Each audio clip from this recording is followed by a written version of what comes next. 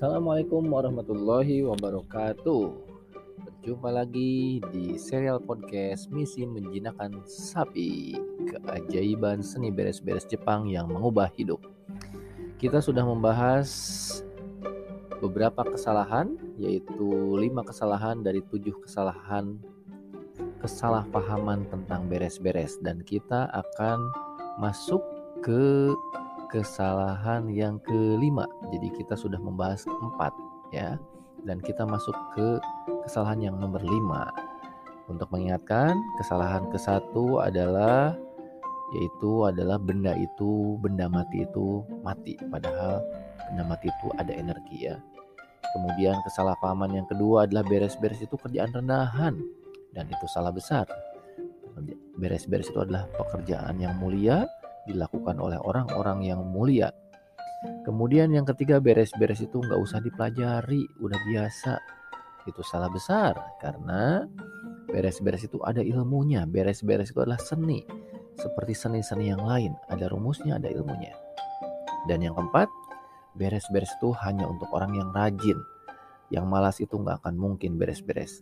Ternyata salah besar juga, mau yang rajin, mau yang malas, mereka membutuhkan dalam lubuk hatinya terdalam untuk suasana yang rapi dan beres.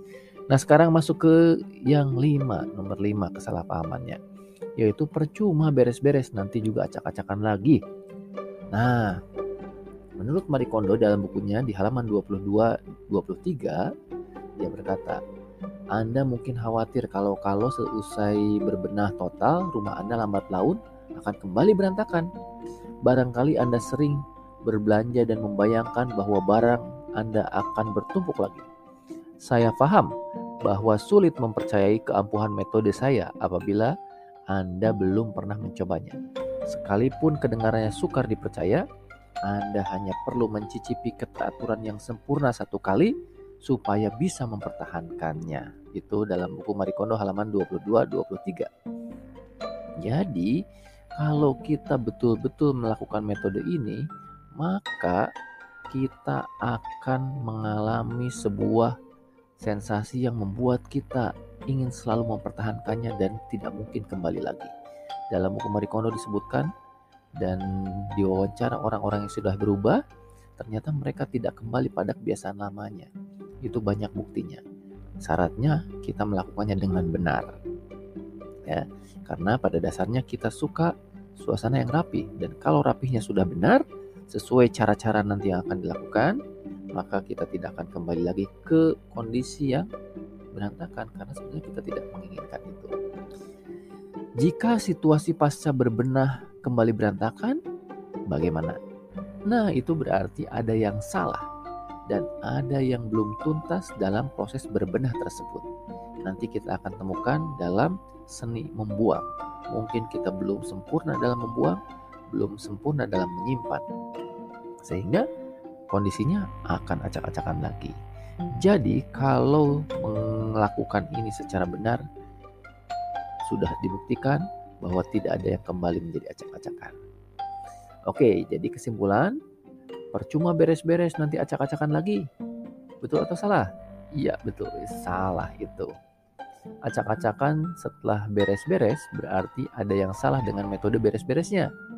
Benar, ya, itu berarti ada yang salah dengan metode beres-beresnya. Ya. Kemudian kondisi yang beres secara benar dijamin tidak akan membuat kondisi acak-acakan lagi. Benar, itulah kesimpulannya. Itu kesalahpahaman nomor 5. Sekarang kesalahpahaman nomor 6. Yaitu kesalahpahaman nomor 6 ini adalah beres-beres itu harus tiap hari. Nah, ini mungkin kita berasumsi seperti itu, bahwa beres-beres itu harus tiap hari. Ternyata ini adalah asumsi yang salah. Kenapa? Mari kita dengarkan apa kata Marie Kondo di halaman 21. Dia mengatakan, saya memulai kursus dengan kata-kata ini. Berbenah berbenah atau beres-beres adalah kegiatan istimewa. Jangan melakukannya setiap hari. Jika Anda mengira bahwa berbenah adalah kesibukan tak berkesudahan yang mesti dikerjakan tiap hari, Anda salah besar. Berbenah atau beres-beres terdiri dari dua jenis, yakni beres-beres harian dan beres-beres khusus. Beres-beres harian adalah menggunakan dan mengembalikan sesuatu pada tempatnya. Itu dilakukan sepanjang hidup kita. Namun yang dimaksud beres-beres pada buku ini, pada materi yang kita bahas ini adalah beres-beres khusus yang dilakukan cukup sekali seumur hidup. Karena ingat, di kesalahpahaman sebelumnya, sebetulnya kalau kita beres-beresnya benar, tidak akan kembali lagi menjadi acak-acakan. Jadi, beres-beres ini adalah beres-beres khusus istimewa. Itu dalam buku Marie Kondo halaman 21. Beres-beres ini harus dilakukan secara sekaligus, jangan sedikit-sedikit. Jika kita beres-beres sedikit-sedikit, maka kita akan terus beres-beres tak kunjung selesai. Seperti berjuang mengalahkan monster gurita raksasa, kita memotong salah satu tangannya sedikit-sedikit, tapi dalam waktu bersamaan tangan-tangan baru dari monster itu tumbuh lebih cepat. Atau kita mencabuti rumput satu persatu di taman kita, tapi waktu bersamaan rumput lain tumbuh lebih cepat. Jadi kita perlu menghabisi rumput itu secepat mungkin sekaligus sampai tuntas, sehingga tidak ada kesempatan lagi rumput-rumput itu tumbuh atau tangan-tangan monster itu tumbuh lagi. Begitulah beres-beres. Kalau sedikit-sedikit, ketika kita membereskan sudah acak-acakan lagi, terus tidak berkesudahan. Nah, jadi kesalahpahaman nomor 6 adalah beres-beres itu aktivitas sehari-hari. Itu salah. Yang benar, beres-beres itu adalah kegiatan istimewa yang dilakukan sekali seumur hidup. Itu baru benar. Nah, itulah kesalahan nomor 6.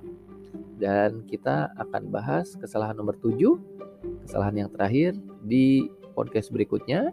Tetap bersama kami di serial podcast Misi Menjinakkan Binatang, keajaiban seni beres-beres Jepang yang mengubah hidup.